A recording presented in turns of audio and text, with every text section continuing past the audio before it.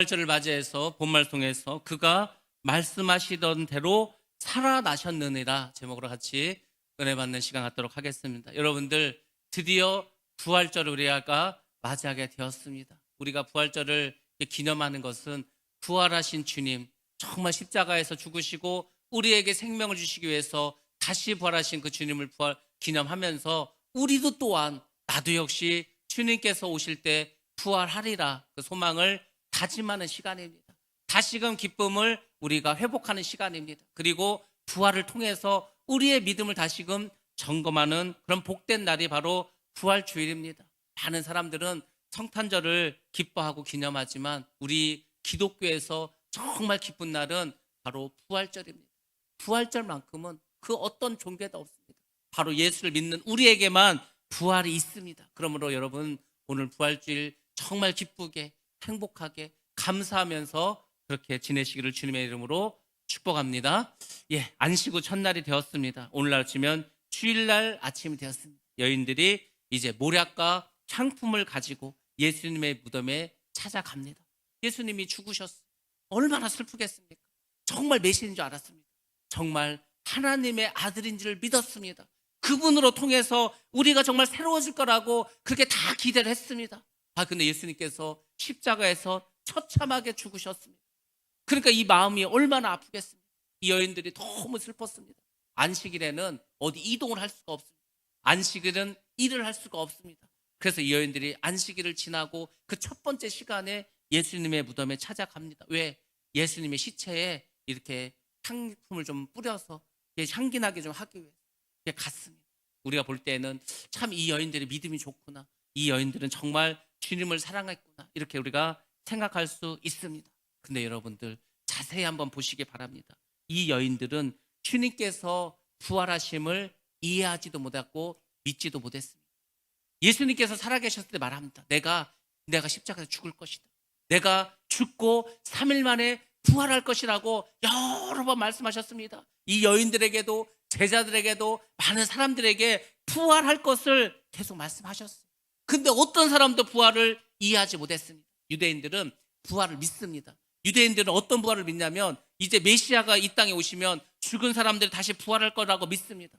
근데 예수님께서는 3일 만에 부활한다고 했어요. 아니 사람이 죽어서 어떻게 3일 만에 다시 살아날 수가 있을까? 이해가 되지도 않았고 믿지도 못했습니다. 그저 슬픈 마음을 가지고 무덤으로 나아갔습니다. 여러분들 잘 생각해 보시기 바랍니다. 만약에 우리에게 부활이 없다면, 우리에게 이 세상이 마지막이라면, 죽음으로써 이 세상이 끝난다면 우리 예수를 믿는 사람같이 불쌍한 사람이 세상에 어디에 있겠습니까? 오늘 우리가 읽은 교동문에서도 사도 바울이 이렇게 말합니다. 그리스도께서 만일 다시 살아나지 못하셨다면 우리가 전파하는 것도 헛것이요 또 너희 믿음도 헛것이며 만일 그리스도 안에서 우리가 바라는 것이 다만 이 세상의 삶뿐이면 모든 사람 가운데 우리가 더욱 불쌍한 자이리라. 아니 생각해 보세요. 이 세상이 다 마지막이야. 내세가 없어. 부활도 없어. 천국도 없고 지옥도 없어. 아무것도 없어. 그럼 여러분들 교회 왜 나오셨습니까? 왜 예수를 믿습니까? 부활도 없고 천국도 없고 지옥도 없으면 다 이 세상이 전부라면 여러분들 다 먹고 마시고 즐겁고 행복하게 이 세상의 웰빙을 위해서 그렇게 살다가 그냥 죽으면 흙으로 돌아가면 끝나는 거 아닙니까? 많은 사람들이 다 그런 줄 알고 세상을 살아갑니다. 하나님이 어딨냐? 하나님이 천국이 어디 있고 지옥이 어딨냐? 다 그렇게 믿고 살아갑니다. 그래서 이 땅이 전부예요. 그러니까 이 땅에서 잘 살아야 돼. 돈을 많이 벌어야 돼. 행복하게 살아야 돼. 남보다 높은 자리에 올라가야 돼. 그래도 한번 태어났으니까 내가 멋지게 한번 높은 자리에 올라가서 권세도 한번 누려보고 성공도 한번 해보고 다 거기에 빠져 살아. 근데 그게 마귀의 속임수라는 겁니다. 그렇지 않습니다. 이 세상은 마지막이 있습니다. 우리 모두는 다 죽음을 맞이합니다. 그리고 죽은 사람들은 주님의 그 보좌의 앞에서 다 심판을 받습니다. 그리고 천국으로 지옥으로 다 가게 됩니다. 그리고 예수님께서 이 땅에 오시면 우리는 다 부활합니다. 그것을 믿는 우리가 이 자리에 나와 있는 줄 믿습니다. 그러니까 여러분들 부활을 빼면은 여러분의 신앙은 아무것도 아닙니다. 여러분같이 불쌍한 사람이 없는 겁니다. 제자들 역시 예수님의 부활을 믿지 못했습니다. 예수님이 죽으셨다니까. 3년을 가족을 버리고 재산을 버리고 자기 삶을 다 버리고 3년 반을 주님을 따라갔는데 이 세상에 주님이 왕이 될 줄 알았더니 십자가에서 죄인의 모습으로 죽어버렸어요. 얼마나 낙심했겠습니까? 자기 인생이 얼마나 정말 좌절감을 느꼈겠습니까? 두려움과 불안에 빠졌겠습니까? 그래서 예루살렘을 떠난 제자들도 있습니다. 그리고 골방에 숨어서 붙잡힐까 봐 덜덜덜 떨면서 그렇게 하고 있었습니다. 그런데 사도 바울은 우리에게 이렇게 말합니다. 부활에 대해서 의심하는 사람들에게 이렇게 말씀해 주고 있습니다. 우리 고린도전서 15장 36절로 38절 말씀입니다. 같이 한번 봅니다. 시작. 어리석은 자여, 내가 뿌리는 씨가 죽지 않으면 살아나지 못하겠고, 또 내가 뿌리는 것은 장래의 형체를 뿌리는 것이 아니요 다만 말이나 다른 것의 알맹이뿐이로되, 하나님이 그 뜻대로 그에게 형체를 주시되 각 종자에게 그 형체를 주시느니라. 아멘. 아멘. 우리도 솔직히 부활에 대해서 잘 이해를 못합니다. 사람이 틀림없이 죽었어, 땅에 묻었습니다, 썩었습니다, 화장을 했습니다, 뼈가루밖에 없어. 아니 근데 어떻게 부활을 하지? 아무도 이해하지 못합니다. 근데 하나님께서는 이 세상을 창조하셨습니다. 창조의 질서를 마련해 주셨습니다. 그리고 자연현상을 통해서 이 모든 것을 깨닫으라고 말씀해 주고 있습니다. 오늘 사도 바울도 그 얘기를 해주는 겁니다. 여러분 생각해 보시기 바랍니다. 씨앗을 심었습니다. 그러면 그 씨앗이 그대로 있습니까? 아닙니다. 물을 주고 따뜻하고 햇볕을 쐬면은 세상에 그 씨앗에서 뿌리가 나옵니다. 그리고 이제 어떻게 되죠? 잎이 나옵니다. 점점 자라면서 줄기가 커지고, 그리고 나중에는 어떻게 되면 꽃이 피고 열매를 맺습니다. 여러분 한번 생각해 보세요. 그 씨앗을 보고 이 열매를 보시기 바랍니다. 이 씨앗에서 이런 열매가 나올까 상상이 납니까? 못합니다. 여러분 이 세상에 얼마나 아름다운 꽃이 있습니까? 근데 그 씨를 보시기 바랍니다. 작고 보잘것없습니다. 시커먼하고 정말 아무것도 아니에요. 세상에 이 씨에서 이렇게 아름다운 꽃이 필까? 누가 생각할 수 있습니까? 아무도 생각할 수 없어요. 근데 하나님께서는 그 말씀을 하시는 거예요. 자연을 보라는 거예요. 그 씨앗이 아무것도 아니지만 그 씨앗이 땅에 떨어져서 죽으면, 그게 썩으면 거기서 새싹이 나오고 꽃이 피고 열매가 맺지 않냐. 그것을 보고 너희들이 부활을 이해하라는 것입니다. 여러분들 우리가 어릴 때 학교 다닐 때 자연 시간 했던 것이 무엇입니까? 그 유리관에 그 유리 그 접시에다가 솜을 넣고 물을 넣고 거기다 뭘 얹어 넣습니까? 강낭콩을 넣는 거예요. 그리고 어디다 넣습니까? 그 햇빛이 잘 들어오는 창가 옆에 두는 거예요. 그러면 이제 그 관찰기로 쓰지 않습니까? 하루 지났더니 조금 뿌리가 나왔어. 3일 지났더니 아이고 뿌리가 점점 커져. 한 일주일 지났더니 막 떡잎이 나와. 점점 자라지 않습니까? 그래서 우리가 그러면서 야, 참 신기하다. 어떻게 이렇게 콩에서 이렇게 새순이 나오고 뿌리가 나올까? 그 신기하지 않습니까? 저는 너무 신기했어요. 야, 이게 어떻게 이런 일이 있어? 여러분들 지금 저 산에 가면은 이제 거기 웅덩이가 있습니다. 웅덩이에 이 막 개구리들이 도룡령들이 막 알을 낳습니다. 그 알이 이렇게 막 속에 까맣게 있어요. 까만 점 같습니다. 근데 그게 어떻게 되니까 시간이 지나면 거기서 올챙이가 나오는 거예요. 까만 올챙이가 나와요. 올챙이가 나올 때는 머리하고 꼬리밖에 없죠. 막 헤엄쳐 다닙니다. 며칠 지나면 뭐 뒷다리가 나오는 거예요. 앞다리도 나옵니다. 꼬리가 짧아집니다. 그런데 물 밖으로 나와서 개구리가 되는 거예요. 그 신기하지 않습니까? 엄청 신기합니다. 여러분 다 마찬가지입니다. 여러분 같이 신기한 사람이 없습니다. 여러분들 엄마 뱃속에 있을 때는 점 같은 존재도 작은 보이지도 않았어요. 근데 이게 점점 커집니다. 심장이 생깁니다. 뼈가 생깁니다. 그러더니 어떻게 되죠? 점점 커지더니 세상 밖으로 나오는 거예요. 세상 밖에 나왔을 때 머리만 크고 몸은 작고 뭐 기형아 같습니다. 근데 또 시간이 지나면 점점 몸이 커지면서 이런 모습으로, 아름다운 모습으로 다 변화되지 않습니다. 이게 다 뭡니까? 하나님께서 우리에게 보여주는 거예요. 이런 식으로 너희가 부활한다는 거예요. 우리의 이 육신은 썩을 몸입니다. 다 죽어서 흙에 묻히고 그냥 없어질 존재들이죠. 근데 이 몸을 가지고 그렇게 변화시켜 주신다는 겁니다. 우리가 읽었던 고린도전서 15장 38절 이후에 보면 이런 말을 또 사도 바울이 합니다. 썩을 것으로 심고 썩지 아니할 것으로 다시 살아날 것이다. 우리는 썩을 몸입니다. 이 썩을 몸을 땅에 심어요. 죽으면 다 땅속에 들어가지 않습니까? 근데 나올 때는 썩지 아니할 것으로 부활한다고 말씀해 주고 있습니다. 육의 몸으로 심었습니다. 다 우리 육신의 몸으로 심지 않습니까? 근데 영광스러운 것으로 다시 살아난다고 합니다. 여러분들 부활을 꼭 믿으시기 바랍니다. 우리 주님의 부활을 믿으시기 바랍니다. 그리고 그 부활을 믿는 우리도 역시 주님이 이 땅에 오시면 다시 부활할 줄로 믿습니다. 죽지 않고 예수님이 오시는 것을 보는 사람은 그 몸이 홀연히 변해서 부활체가 아닌 변화체가 됩니다. 그 변화체 역시 다시 우리 몸이 변하는 그런 육신의 부활이 됩니다. 여러분들 부활은 반드시 죽음을 통과해야 됩니다. 부활절이 전에 우리가 무엇을 했습니까? 여러분들 올해 2022년 부활절 오늘 전에 다 뭐 하셨습니까? 사순절을 우리가 겪지 않았습니까? 지난 주간에는 고난 주간을 보내지 않았습니까? 여러분들이 그 사순절을 정말 말씀 생각하면서 주님의 고난을 생각하면서 기도하면서 찬송하면서 묵상하면서 금식하면서 그렇게 우리가 충실히 믿음으로 그 사순절과 고난 주간을 보냈다면 여러분 오늘 부활주를 맞는 기쁨이 어떻겠습니까? 정말 남다른 기쁨이 있을 겁니다. 야, 내가 그 40일 동안 힘들었는데 고통스러웠는데 아팠는데 야, 내가 이렇게 부활의 기쁨을 부활의 주일을 맞이하는구나. 여러분들 그 부활의 기쁨을 부활절마다 여러분들이 사실은 맛봐야 됩니다. 여러분 생각해 보시기 바랍니다. 정말 여러분들이 죽었습니다. 진짜로 죽었습니다. 다 죽었어. 내가 죽었어. 근데 세상에 내가 다시 부활했습니다. 다시 살아났습니다. 얼마나 기쁘겠습니까? 얼마나 행복하겠습니까? 부활절은 뭔지 아십니까? 여러분들이 죽었다가 다시 살아났어. 그것을 경험하라는 거예요.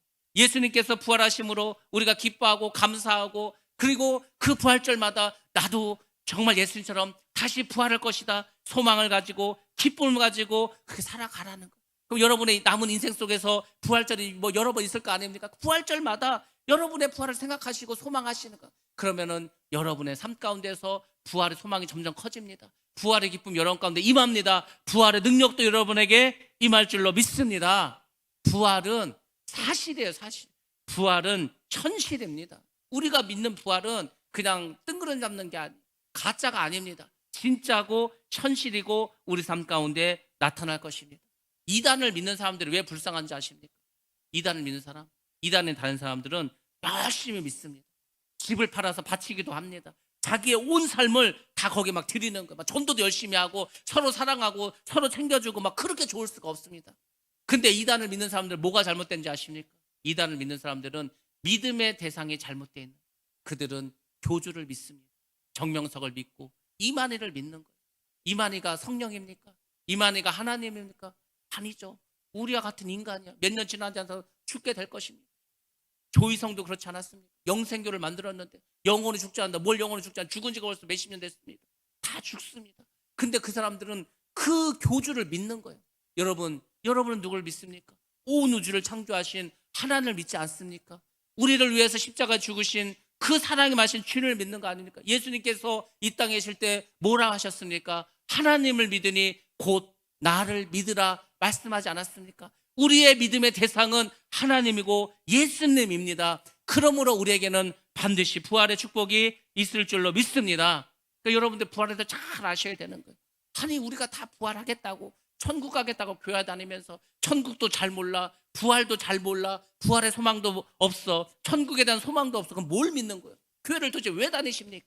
가장 중요한 것은 부활입니다. 생명입니다. 천국입니다. 여러분들 그래서 우리가 앞으로 다가올 우리의 부활뿐만 아니라 이미 부활하신 주님을 믿음으로 이 땅을 살아가면서도 여러분 부활의 그 기쁨, 부활의 능력, 부활의 권세를 가지고 살아가시기 바랍니다. 주님께서 말씀하신 대로 주님은 다시 살아나셨습니다. 그리고 그분은 부활의 첫 열매가 되셨습니다. 주님이 부활의 첫 열매가 되었기 때문에 예수를 믿는 우리도 부활할 수가 있습니다. 그러므로 부활할 수 있는 여러분들은 지금부터 부활의 권세를 가지고 살아가야 합니다. 하나님께서 여러분들에게 백지수표를 주셨어요. 여러분들에게 VVIP 카드를 주셨습니다. 이 권세를 여러분에게 사용하라고 주셨어요. 그런데 여러분들이 이걸 하나도 사용하지 않는 거예요. 다 집에 그냥 썩혀 있어요. 장롱에다 놓고 쓰지를 않는 거예요. 사실 예수를 믿으면서도 이 권세를 사용하지 않는 분이 너무 많습니다. 그래서 제가 오늘 여러분들에게 부활의 권세에 대해서 말씀을 드리도록 하겠습니다.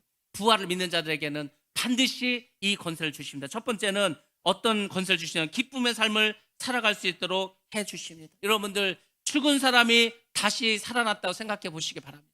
죽은 사람이 살아났어. 여러분의 부모님이, 여러분의 자식이, 여러분의 형제가, 여러분이 사랑하는 사람이 죽었는데 며칠 만에 살아났어. 얼마나 기쁘겠습니까? 믿어지십니까?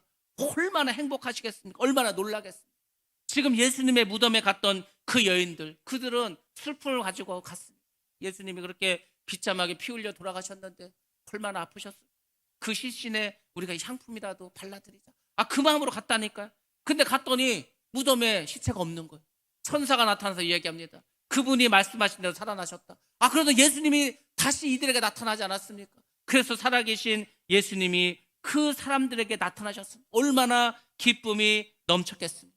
여러분들이 부활의 능력의 권세를 체험하면 여러분의 삶 가운데에서 두려움이 사라집니다. 여러분의 인생 속에서 슬픔이 떠나가게 됩니다. 그리고 여러분의 삶은 기쁨으로만 변화됩니다. 여러분들 예수를 믿는다면, 부활을 믿는다면 기뻐하시기 바랍니다. 뭐가 그렇게 힘듭니까? 뭐가 그렇게 마음이 아픕니까? 뭐가 그렇게 괴롭습니까? 아무것도 아니라 그랬잖아요. 이 세상은 다 뭐라 그랬어요? 제가 이 세상은 다 그까짓 겁니다. 그까짓 거. 그까짓 거 뭐. 없으면 없는 대로 살지 뭐. 그까짓 거 뭐. 아프면 아픈 대로 살지. 그까짓 거 뭐. 내가 그냥 좀 어려운 일 있으면 뭐 그냥 또 지나가면 괜찮겠지. 그렇게 살아가면 되는 거. 이 세상은 다 그까짓 겁니다. 많아도 많다고 여러분들 가져가실 겁니까? 재산이 많아도 아무것도 못 가져가요. 여러분 건강하면 안 죽습니까? 건강하면 또 죽습니다. 여러분들 높은 자리에 있으면 안 죽습니까? 모든 이 세상의 왕은 다 죽었습니다. 아무도 이 죽음을 이긴 사람이 없습니다. 지난 주간에 제가 어떤 목사님을 방문했습니다. 이 목사님은 제가 아주 존경하는 분입니다. 이 목사님이 죽으셨습니다. 이분이 운동을 하러 갔어요. 라카에서 옷을 갈아입는데 옷을 갈아입다 그냥 쓰러졌습니다. 그리고 이제 그다음부터 이분은 아무 생각이 나지 않는 거예요. 왜냐하면 그때 심장이 딱 멎었습니다. 근데 하나님이 이분을 살려주시려고 어떻게 일을 벌이셨냐면 그 운동하는 체육관에 어떤 사람이 옷을 갈아입으러 갔는데 사람이 쓰러져 있는 거예요. 근데 그 사람이 뭐 하는 사람이냐? 119 대원이었습니다. 119 대원이었는데 그날이 쉬는 날이었어요. 운동하러 갔는데 사람이 쓰러져 있는 거예요. 봤더니 심장이 뛰질 않아. 그러니까 이 사람이 전문가 아닙니까? 막 심장을 누르면서 살립니다. 119에 전화를 합니다. 바로 119가 왔습니다. 그리고 그 안에서 전기 충격을 통해서 다시 그 멎은 심장을 뛰게 만들었습니다. 병원에 도착했어요. 근데 그 병원도 가봤더니 그 병원에는 정말 이 심장 이 수술에 세계적인 권위자가 있습니다. 이분이 미국에서 오랫동안 이렇게 수술하시다가 한국으로 스카우트해서 왔습니다. 그리고 이분이 자기 밑으로 서울대학교 의과대학 그 박사과정을 겪은 사람들을 자기 밑으로 넣고서 같이 팀을 만들어서 그 병원을 이제 운영하는 거예요. 그래가지고 어떻게 갔는데 그 병원으로 갔습니다. 검사를 했더니 관상동맥이 3군데가 막혔어요. 한 군데 막혔다고 사람이 쓰러지지 않습니다. 3군데가 막혀버려서 다 꽉 막히니까 심장으로 피가 들어가지 않으니까 그냥 쓰러진 거예요. 그냥 심장이 멎어 버렸습니다. 그래서 이제 빨리 이제 수술을 해야 되니까 뭐 이게 조사라고 했는데 문제는 뭐냐면 수술하기 전에 이분이 이제 여기저기 이제 검사를 하고 어디에는 혈관을 떼다가 이 혈관을 바꿀까 하다가 이게 이 손목에다가 이렇게 칼을 찔렀는데 피가 멎지가 않는 거예요. 피가 멎지 않으면서 이분의 혈압이 떨어지기 시작했어요. 얼마까지 떨어졌냐면 우리가 정상 혈압이 120에서 80입니다. 50에서 30까지 떨어졌어요.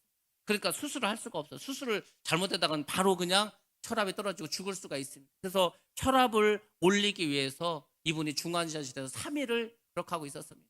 탄소 마스크를 하고 있고 음식도 먹지 못하고 그냥 그런 상태에 있었어요. 그런 상태가 되면 대부분의 사람들은 의식이 있으면 이렇게 기도합니다. 하나님, 저를 제발 좀 살려주세요.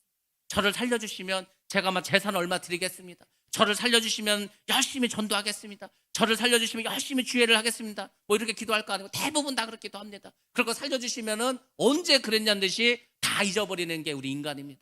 근데 이 목사님은 살려달라고 기도하지 않았어요. 이분은 아버지도 목사님입니다. 이분은 20대 때 큰 교회 담임 목사가 돼가지고 평생을 정말 열심히 목회하셨습니다. 정말 제가 봐도 정말 존경할 분이에요.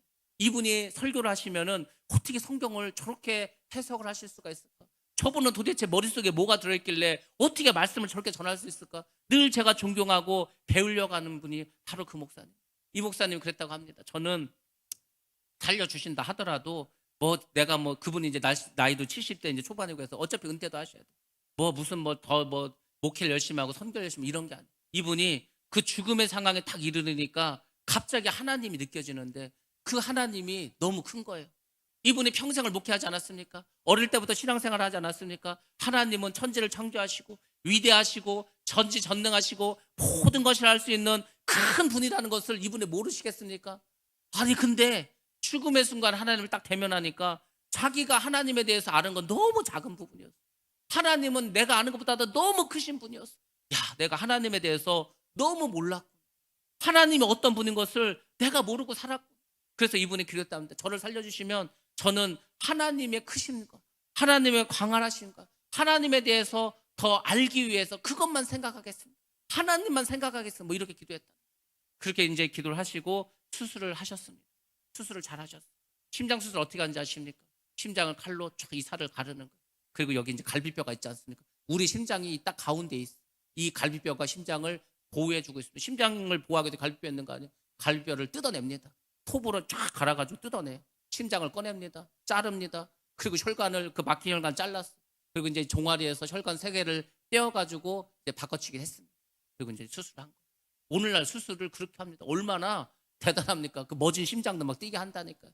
그렇게 의학이 발달했습니다. 그 정도로 하나님께서 이 사람들에게 지혜를 줬어요. 근데 하나님은요, 그거보다 훨씬 더 지혜가 많아요. 그것만 봐도 우리는 얼마나 대단합니까? 그 의사가 이런 수술을 3,500번을 했다는 거예요. 3,500번. 하루에 막 2탕도 뛰고 막 한다는 거예요. 하루에 막 8시간, 10시간 되는 수술을 하루에 2번도 한다는 그 의사는, 그러면 잠을 언제 잡니까? 1~2시간 자면서 그거를 매일 그렇게 사는 거예요. 그분도 대단하지 않습니까? 그 의사도. 하나님께서 뭐 하여튼 그런 능력을 주셨어요. 하나님은 모든 것을 하실 수 있습니다. 하나님은 크신 분입니다. 그분이 이 우주를 창조하셨습니다. 여러분도 창조하셨습니다. 그러니까 여러분들 그 창조주 하나님, 모든 것을 할 수 있는 그분을 여러분들이 믿고 따르는 겁니다.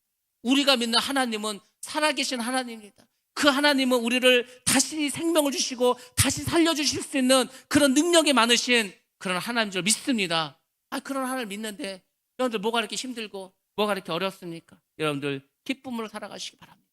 그 교회 성도들이 기도했다는 거, 하나님 우리 목사님 살려주시고 부활절 전에는 돌아오게 하여 주옵소서. 정말 그렇게 기도했더니 지난주 수요일 날 이제 퇴원을 하셨습니다. 교회를 갔습니다. 그 성도들이 얼마나 기뻐하겠어요. 목사님이 소천하셨다고 떴을 거 아니에요. 심장이 멎었으니까. 근데 죽은 줄 알던 담임 목사님이 수술을 잘 마치고 돌아왔어.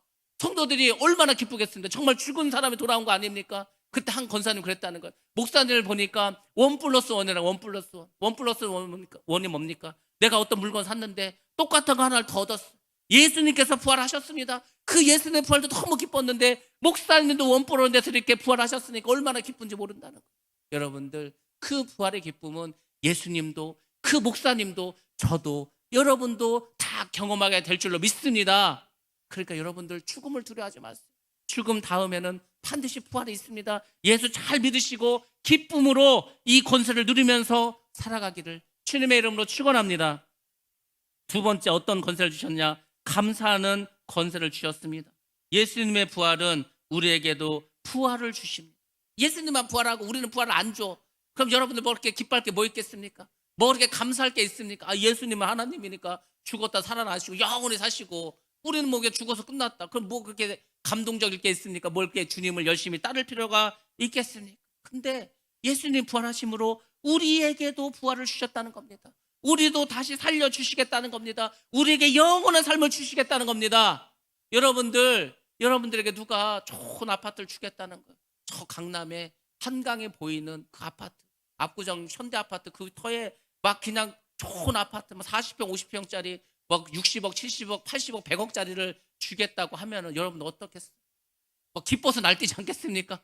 하늘을 나르는 것 같지 않겠습니까? 얼마나 행복하겠어요? 여러분들 천국을 가는 거는 그 압구정 현대 아파트가 문제가 아닌 거예요. 그 잠실에 있는 롯데타워에 있는 그 100층이 넘는 거기에 200평짜리 100억, 200억짜리 이런 아파트가 아닙니다. 천국은 돈으로 가치를 매길 수가 없습니다. 그곳은 여러분들 다 금으로 되어 있습니다.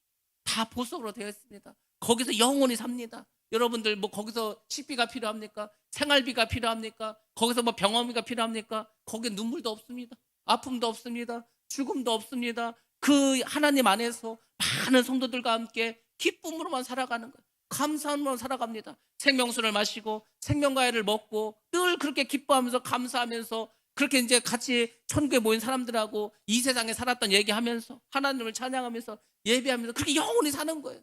뭔 두려움이 있고 뭔 걱정이 있겠습니까? 뭔 아픔이 있겠습니까? 거기는 죽음도 없는데 아픔도 없는데 여러분들 그것을 우리에게 주셨어요. 여러분들 감사하지 않습니까? 아니 무슨 이 땅에 있는 100억짜리 아파트를 주면 감사하고 천국에서 그 100억은 상상도 할 수 없는 돈으로 가치를 매길 수 없는 수조 원이 넘는 그런 천국을 주셨는데 여러분들 그렇게 감사하면서 살아가시냐고. 우리가 천국을 믿는다면, 부활을 믿는다면 반드시 우리는 감사하면서 살아가야 할 줄로 믿습니다. 지금 여러분에게 감사가 없다면, 내 마음이 지금 원망으로 가득 찼습니다. 낙심으로 가득 찼습니다. 불안함과 두려움으로 가득 차 있습니다. 답답합니다. 그러면 여러분들 뭔가 지금 문제가 있는 거 아닙니까? 여러분들 부활의 권세로 다시금 감사를 회복하시기 바랍니다. 이 세상은 다 뭐라고 했죠? 그까짓 겁니다. 그까짓 것. 아무것도 아닙니다. 여러분들 우리 모두는 다 이 세상을 떠나가는 거. 많이 가져도 없어도 다 떠나갑니다. 그러므로 여러분들 감사하면서 살아가시기 바랍니다. 감사하는 자에게 하나님께서 부활의 권세를 내려주실 줄로 믿습니다. 세 번째는 주님만 사랑하며 살아가는 권세를 가지셔야 됩니다.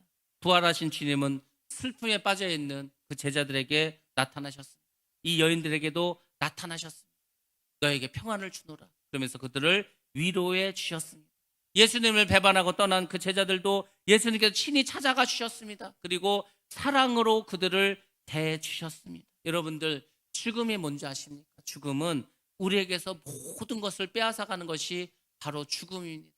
죽은 사람은 그 날이 자기의 인생이 끝난 날입니다. 자기의 생명이, 자기의 삶이 사라지는 날입니다. 죽음은 사랑하는 가족과 떠나는 날입니다. 죽음은 내가 가진 모든 것을 다 놓고 떠나는 날입니다. 죽음은 내가 좋아했던 모든 것을 이 땅에서 다 놓고 다 빼앗기는 날이 바로 죽음입니다. 근데 여러분 부활은 뭔지 아십니까? 부활은 다시 여러분에게 모든 것을 회복시키시는 그 날입니다. 근데 그 부활은 내가 이 땅에서 가졌던 것보다 훨씬 더 좋은 것으로 회복시켜 주십니다. 이 땅 것은 다 썩어집니다. 이 땅 것은 시간이 지나면 다 변합니다. 근데 부활한 우리에게 주신 그것은 썩을 것도 없고 변할 것도 없고 영원히 지속됩니다. 여러분들 근데 그렇게 하나님께서 우리에게 부활을 통해서 회복시켜 주신데 가장 중요한 게 뭔지 아십니까? 바로 사랑을 회복해 주십니다. 여러분들 예수님께서 죽기 전에 제자들하고 식사를 하십니다. 최후의 만찬 하십니다. 그 자리에서 예수님께서 그 제자들에게 새 계명을 말씀하십니다. 내가 너희들에게 새 계명을 주겠다. 그 전에 계명이 있지 않습니까? 십계명이 있고 뭐 율법이 있고 하지 않습니까? 근데 예수님께서는 새로운 계명을 주시겠다는 거예요. 그게 뭡니까? 내가 너희를 사랑한 것 같이 너희도 서로 사랑하라. 예수님께서 우리에게 주신 새로운 계명, 새로운 그 약속은 사랑입니다. 사랑. 근데 여러분 잘 보시기 바랍니다. 예수님께서 부활하셨습니다. 그리고 그 디베레 호숫가 제자들을 찾아가셨습니다. 제자들이 막 고기를 잡고 있습니다. 예수님은 그 강가에서 숯불을 피워서 떡을 굽고 고기를 굽고 이제 그 제자들을 맞이합니다. 그리고 베드로에게 예수님께서 이렇게 말씀해 주셨습니다. 요한복음 21장 15절로 17절 말씀입니다. 같이 봅니다. 시작. 그들이 조반 먹은 후에 예수께서 시몬 베드로에게 이르시되 요한의 아들 시몬아 내가 이 사람들보다 나를 더 사랑하느냐 하시니 이르되 주님 그러하나이다. 내가 주님을 사랑하는 줄 주님께서 아시나이다. 이르시되 내 어린 양을 먹이라 하시고 또 두 번째 이르시되 요한의 아들 시몬아 내가 나를 사랑하느냐 하시니 이르되 주님 그러하나이다. 내가 주님을 사랑하는 줄 주님께서 아시나이다. 이르시되 내 양을 치라 하시고 세 번째 이르시되 요한의 아들 시몬아 내가 나를 사랑하느냐 하시니 주께서 세 번째 내가 나를 사랑하느냐 하심으로 베드로가 금심하여 이르되 주님 모든 것을 아시오매 내가 주님을 사랑하는 줄을 주님께서 아시나이다. 예수께서 이르시되 내 양을 먹이라. 아멘. 아멘. 우리가 잘 기억해 보시기 바랍니다. 예수님께서 죽으시기 전에 마지막 그 제자들과 식사를 합니다. 우리가 최후의 만찬이라고 하지 않습니까? 그곳에서 주님께서 말씀하십니다. 내가 너희들에게 새로운 계명을 주겠다고 합니다. 새로운 계명. 그동안 계명이 얼마나 많았습니까? 구약에 십계명도 있었고 율법도 있고 많았습니다. 근데 새 계명을 주겠다는 거예요. 그게 뭐였죠? 너희가 서로 사랑하라. 내가 너희를 사랑한 것처럼 너희도 서로 사랑하라고 했습니다. 분명히 사랑이 새로운 계명이고 어찌 보면 마지막 계명이었습니다. 부활하신 주님이 제자들을 찾아갔습니다. 그러면서 베드로에게 오늘 하신 말씀을 잘 기억하시기 바랍니다. 내가 이 사람들보다 나를 더 사랑하느냐? 여러분들 이 질문은 여러분에게 하시는 거예요. 저에게 하는 질문입니다. 제가 이렇게 어쩔 때는 정말 막 성령이 충만합니다. 정말 하나님과 내가 이렇게 딱 대면한 느낌이 들어요. 정말 하나님 앞에 제가 섰다는 그런 느낌이 듭니다. 그러면은요 신기하게도 이 세상에 있었던 것은 다 의미가 없어집니다. 정말 신기하게도 아까 그 수술했던 목사님이 자기가 그 수술을 앞두고 기도할 때 뭐 다른 거 뭐 살려달라고도 안 했어. 나를 살려주시면 뭘 더 열심히 하든 그런 것도 없어. 단지 나는 하나님을 더 알고 싶다는 거, 하나님을. 저도요. 그분 앞에 딱 서니까 다른 게 이 세상에 있는 거는 다 아무것도 안. 어찌하든지 나와 하나님과의 관계. 그분만 있는 거, 그분만. 여러분들 예수님이 부활하시고 베드로에게 한 말이 뭐냐면 네가 이 사람들보다라는 것은 다른 말로 하면 이 세상보다, 이 세상의 돈보다, 이 세상의 명예보다, 이 세상의 권세보다, 이 세상의 성공보다, 이 세상의 너의 가족들과 너의 친구들 그보다 나를 더 사랑하니. 여러분들 부활의 기쁨을 누리시고 부활의 영광에 참여하시려면 이 세상 그 무엇보다도 예수님만 사랑해 줄로 믿습니다. 예수님도 사랑하는 게 아니에요. 나는 돈을 사랑합니다. 나는 이 세상의 가족도 사랑하고 권세도 사랑하고 다 사랑합니다. 그리고 예수님도 사랑합니다. 그 많은 것 중에서 하나가 아니다. 원 오브 댐. 그 많은 그들 중에서 하나가 아니라 온리원이에요. 온리원. 오직 예수, 오직 주님, 그분만 사랑하는 겁니다. 그럼 우리가 그러겠죠. 아니 뭐 예수님만 사랑하고 다른 거는 사랑하지 않으면 뭐 그게 예수님 욕심쟁이냐고. 그게 아니에요. 여러분들 예수님만 사랑해 보시기 바랍니다. 정말로 예수님만 사랑해 보시기 바랍니다. 어떻게 내가 변하는지. 예수님을 사랑하면은요 저절로 여러분 서로 사랑하게 되어 있습니다. 신기하죠. 나는 예수님을 사랑했어. 예수님만 사랑했어. 근데 모든 사람을 다 사랑하게 됩니다. 우리가 결혼하지 않습니까? 이 부부가 되지 않습니까? 부부가 될 때 이런 겁니다. 부부는 뭐냐면은 남자와 여자가 만나. 그래서 이렇게 살아. 그러면은 문제가 생기는 거예요. 반드시 문제가 생깁니다. 어떤 부부도 문제가 생기고 싸우게 됩니다. 그렇게 믿는 게 아니고 남자가 있고 여자가 있어. 그러면은 그 사이에 예수님이 있어야 돼요. 예수님이 있어야 되는 거예요. 남편도 예수님을 바라보고 부인도 예수님을 바라봐야 돼요. 그래야 이 부부는 싸우지 않고 살아갑니다. 여러분들 우리 모두가 다 주님을 바라보면은 주님을 바라보기 때문에 우리 안에 불평도 원망도 싸움도 생길 수가 없는 겁니다. 그래서 여러분이 정말 예수님을 사랑하면은 여러분의 인생이 변화됩니다. 여러분 삶이 완전히 변화됩니다. 모든 사람을 사랑할 수 있습니다. 원수도 사랑하게 된다는 거예요. 원수 사랑하는 게 말이 그렇지 쉬운지 아십니까? 엄청 어려워. 원수를 어떻게 사랑합니까? 죽이고 싶어 막 난리인데. 근데 여러분이 예수님을 사랑하면, 예수님만 사랑하면 원수도 사랑하게 될 줄로 믿습니다. 그리고 이 세상을 굳이 사랑하지 않아도 돼. 왜 사랑하지 않아도 되냐면 내가 예수님만 사랑했기 때문에 이 모든 것을 하나님께서는 더하여 주십니다. 나의 필요를 따라서. 여러분들 아까 말했잖아요. 하나님께서는 여러분들에게 백지수별 주시고 VVIP 카드를 주셨다니까요. 그러니까 여러분들이 예수님만 사랑하시면 이 땅에서 필요한 것은 주님께서 기도할 때마다 내려주실 줄로 믿습니다. 그러니까 구하시라고. 아니 지금 내가 하나님도 사랑하지 않고 예수님도 사랑하지 않고 세상만 사랑하고 있는데 세상 것을 달라고 하면 주님께서 주시겠습니까? 아니라니까요. 근데 여러분들 정말 예수님만 사랑하고 그분만 바라보면 주님께서 모든 것을 내려주실 줄로 믿습니다. 그러므로 부활을 믿고 부활의 권세를 갖기를 원하신다면 여러분들 주님만 사랑하시기를 주의 이름으로 축복합니다. 네 번째입니다. 부활은 승리하는 삶을 살아가는 것입니다. 인간이 이길 수 없는 한 가지가 있다면 그것은 바로 죽음입니다. 근데 부활은 그 죽음을 뛰어넘는 겁니다. 부활이 뭡니까? 다시 살아나는 거 아닙니까? 죽었어. 끝난 줄 알았어. 근데 다시 살아났습니다. 그러므로 우린 이 세상을 승리하며 살아가야 합니다. 아니 부활했는데 다시 살아났는데 승리하며 살아가야 될 거 아닙니까? 요즘 하는 드라마 중에서 Again My Life라는 게 있어요. 제가 다른 거 몰라도 이런 건 관심이 있어요. 여러분들 드라마나 영화는 그 세대를 반영합니다. 그 세대를 반영하고 오늘날 세상 사람들이 어떤 가치관을 살아가는가가 그 드라마나 그 어떤 영화에 나타나는 거예요. 특별히 죽음에 대해서, 환생에 대해서, 다시 살아난다는 것들, 이런 것들은 좀 우리 예수 믿는 우리가 좀 이렇게 눈여겨봐야 되는 거예요. 요즘 뭐 그런 프로가 있는 것 같아요.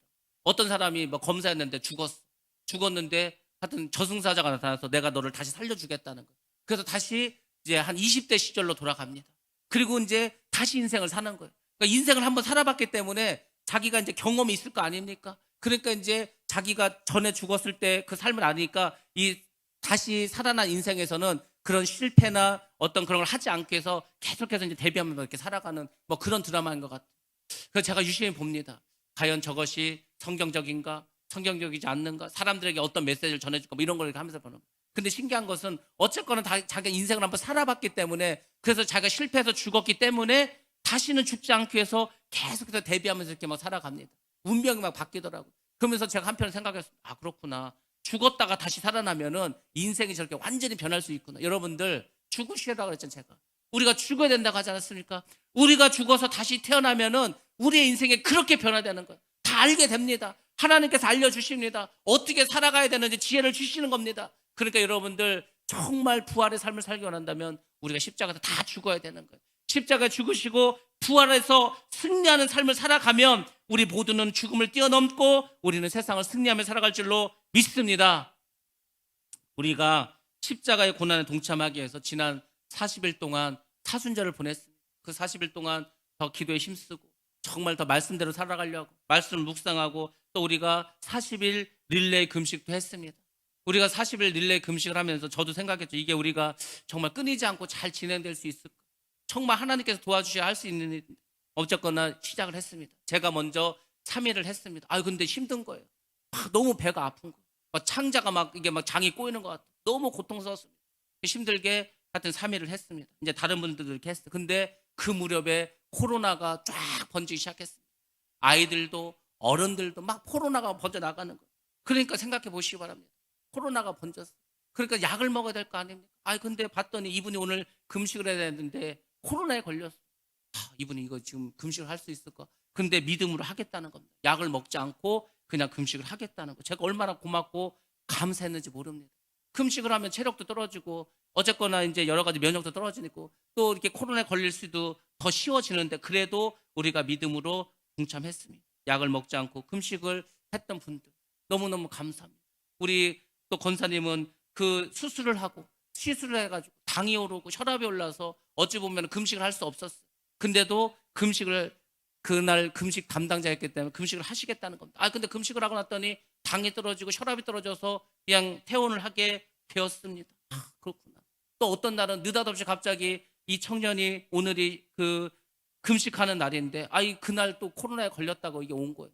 그래서 이제 약을 먹어야 되니까 할 수가 없는 거예요. 하나님께 제가 새벽 예배 끝나고 하나님 어떻게 할까요? 어떻게 할까 했더니 하나님께서 그럽니다. 오늘은 그냥 내가 할게. 너희는 그냥 푹 쉬거라. 그래가지고 그날은 예수님께서 우리 대신 금식해 주셨다니까요. 그래서 릴레이가 이어졌습니다. 릴레이가 깨질 또 위기가 한 번 왔습니다. 이제 이분이 오늘 금식을 해야 되는데 이제 그 코로나 때문에 병원에 실려가셨어요. 병원에서 막 인계를 맞아야 되고 뭐 약을 뭐 먹어야 되고 하니까 금식을 할 수가 없습니다. 근데 신기하게 어떤 집사님이 저에게 말했어요. 다음 주 13일을 제가 금식을 하겠습니다. 9일날 저한테 톡이 왔다니까. 9일날. 그래서 저도 갑자기 왜 13일날 하시겠다고 했는데 이해를 못했습니다. 근데 그날이 원래 13일에 금식하실 분이 병원에 입원해서 금식을 할 수 없는, 본인도 금식한다는 것 자체를 완전히 새카맣게 잊어버리고 있었다니까요. 근데 하나님께서 성령께서 미리 아시고 이 집사님으로 하여금 13일날 금식하도록 미리 준비해 주셨다는 겁니다.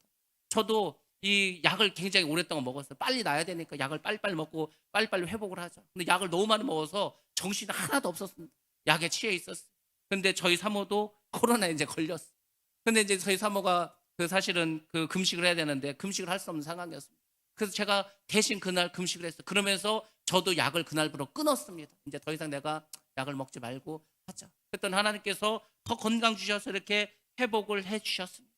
정말 우리가 시작할 때는 이런 하나님의 은혜가 있을지 몰랐지만은 막상 또 이렇게 하니까 하나님께서 이런 역사를 이뤄주시지 않았습니까? 미얀마에 교회 짓는 것도 마찬가지 아니었습니까? 교회를 짓다 보니까 또 물가가 오르고 환율이 오르고 계속해서 돈이 들어가야 되는. 근데 그럴 때마다 누군가가 또 헌금을 합니다. 누군가가 또 역사를 합니다. 마지막에 그 바닥공사 남았을 때 이제는 이 바닥공사는 더 이상 우리가 할 수가 없으니까 다음에 언제 돈 생기면 하자. 그랬더니 청주에 있는 목사님이 또 전화를 해가지고 그렇게 나라에서 코로나 때문에 준 그 돈을 보내줘서 또 그 공사를 또 마무리하게 하지 않습니까? 그러니까 제가 그 생각을 하는 거예요.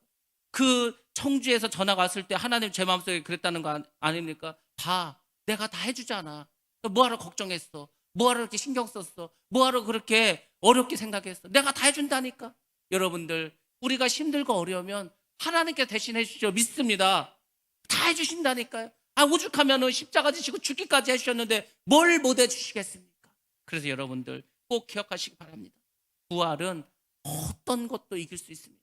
어떤 것도 사랑할 수 있습니다. 그리고 그 부활은 우리 삶에 충만하신 주님의 은혜로 나타나게 됩니다. 그리고 우리의 삶을 승리의 삶으로 인도해 주실 줄로 믿습니다. 그러면 여러분들 부활을 맞이하면서 기뻐하시고 감사하시고 더 많이 사랑하시고 그리고 남은 생에 승리하면서 살아가시기를 주의 이름으로 축복합니다.